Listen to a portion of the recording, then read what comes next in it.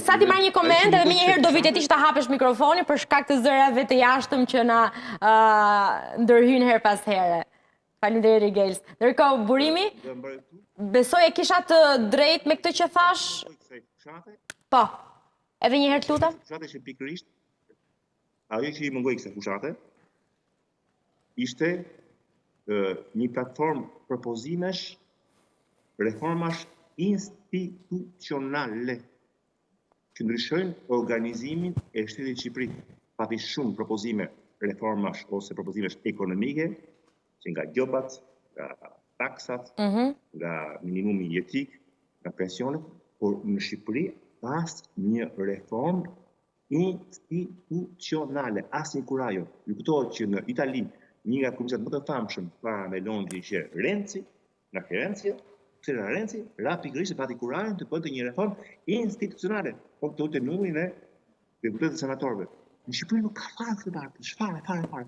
Po pse nuk ka sipas teje? Nuk ka reagim, nuk e kuptojnë, nuk... Çfarë pengon? Cili është ngërçi i këtyre, sepse ja ti po jep disa direktiva, që besoj që edhe Ermali i di, edhe Rigelsi i di. I di, po me Ermali shpesh misione, po Ermali vazhdon Ermali reagon si kur tjeta i vetë votues, Ermali reagon si gazetar, nuk reagon si kur tjetë kapiteni. Çfarë pret nga Ermali ti si gazetar që të reagoj? Mi që jemi këtu, ja jep dhe si këshill me këtë rast. Ermali nuk duhet i bashkohet lukunis së njerëzve që ankohen, dhe ka drejt ankohen. Të thua sot, apo Shqipëri është normale me gjënjë, sepse kemi 3 dekada të njëjtët personazhe politike, Ermali, normale kjo. Të gjithë di, ti çfarë propozon ti? Ne mediat, neve çfarë themi, ne sistemi të politikanëve tanë. Ora shikoni si bëhet, pse mos ta bëni edhe këtu. Sepse jemi të supozuar me mediat, të lexojmë, të shikojmë pak më shumë se ai votues i thjesht në libër, në Korç apo në Skapar. Ermali? Tani ta ktheni për... Po, ktheni. Ja të dëgjojmë një përgjigje Ermalit. Do të them vetëm diçka. Që të jap fjalën dhe Rigelsit. Ka diçka. Po. Ne kemi para heshtjes zgjedhore kemi kaq shumë ditë që themi mendimet tona. Pra, unë jam natyrë edhe nga kultura që kam marrë, e i respektoj institucionet dhe vendimarrjet e tyre. Jam natyrë institucionale, pra aq ka sa ko flet ligji. E kuptoj që ne duhet dalim nga këto kontura, sepse vetëm nëpërmjet mendimit, vetëm nëpërmjet fjalës, shoqëria bëhet më e mirë. Por besoj që kemi kaq shumë ditë më përpara, cilët ne kemi thënë fjalën tonë, e kemi thënë qëndrimet tona, i kemi thënë argumentet tona. Dhe qytetarët vendosin vetë më pas se çfarë besojnë. Por ne këtë e bëjmë në formën e gazetarit dhe të një qytetari i cili mendon ndryshe. Duhet këtë reagim më të fortë, thot burimi me pak fjalë. Reagim më kritik, më të fortë, më protestues në vetvete. Njeriu reagimin e mban me qëndrime, me artikulime.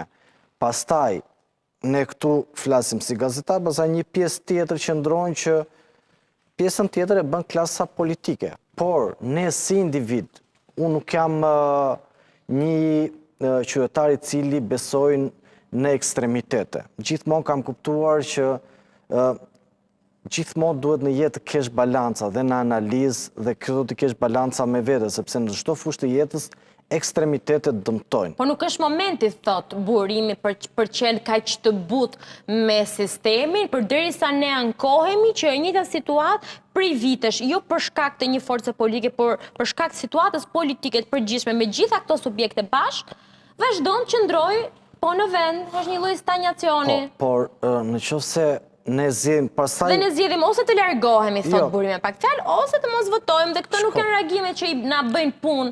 Jo, për të votuar duhet shkojmë të votojmë, edhe të besojmë që kujt ne besojmë që e meriton votën tonë t'ja japim, ne duhet ta kemi të rëndësishme që votën as nuk duhet ta shesim, as nuk duhet ta fusim në clearing, sepse këtu kështu është bërë gjatë gjithë këtyre 35 viteve. Dhe as ta publikojmë, se është e fshet? As ta publikojmë, ajo është shumë do thoja shumë e rëndomt si veprim. Nuk ke pse publikon ti votën tënde, se nuk është se tregon ndonjë gjë se... Se dhe të diasporës e publikuan, besoj i dojshë dhe incidentet e ndodhura?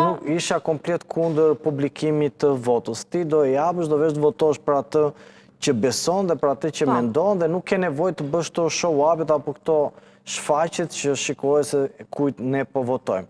Në anën tjetër, ne pastaj i bie që ta heqim petkun e gazetarit dhe të bëjmë njerëz politik dhe të thrasim protesta, se vetëm kjo nga ka ngel pastaj që por duhet të mbajmë edhe pozicionin e gazetarit, se kemi dhe një etik dhe një raport me etikën tonë, por edhe me qytetarët, po dhe raporti profesional. Ose ndryshe ajo që thot zoti Burimi është që pas këtyre zgjedhjeve unë ta heq gjaketën e gazetarit e tentoj të vesh gjaketën e politikanëve dhe thras vetëm protesta. Jo, bëjmë kështu, Rigelsi thret protesta her pas here, Rigels.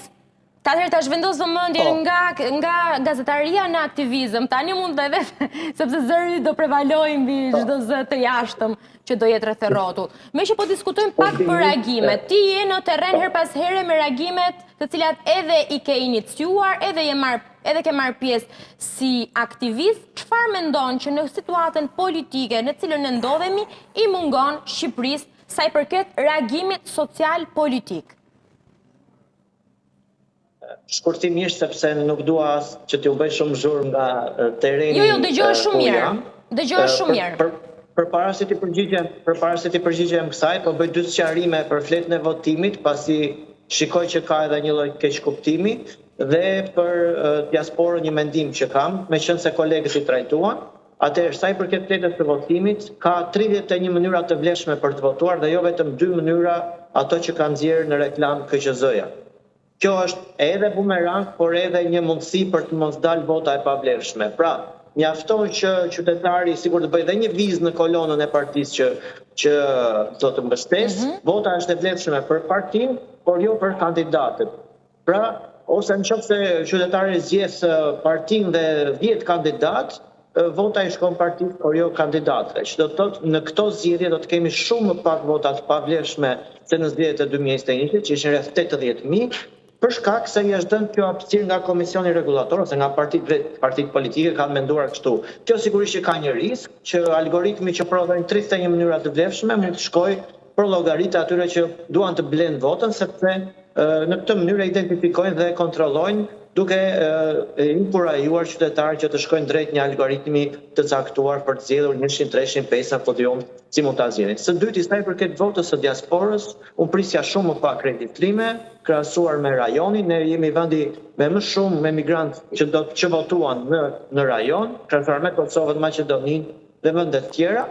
Dhe mendoj që është një vot historike, një vot që ka hapur një dritare të re, për shkak se ishte edhe hera e parë që votohej. Tani sa i përket reagimit qytetar dhe asaj se çka mund të bëjmë ne si aktivistë apo çka kemi bërë në këtë zgjedhje, ne si qendrës qytetare kemi bërë 11 kallëzime në Komisionin Qendror të Zgjedhjeve, në SPAK dhe në Gjykatën e Tiranës, për sa i përket parregullsive që kanë lidhur qoftë me shpërdorimin e aseteve publike etj.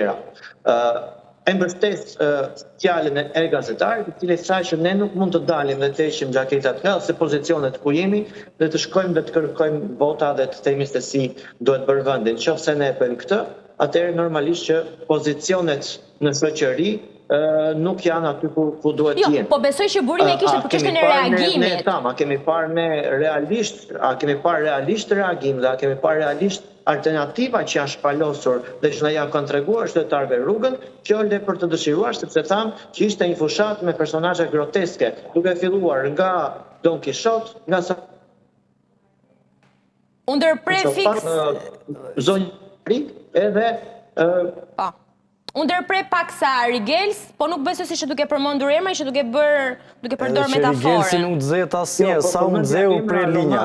Të cilët u shfaqën si kandidat në këtë zgjedhje. Çfarë tha Ermali?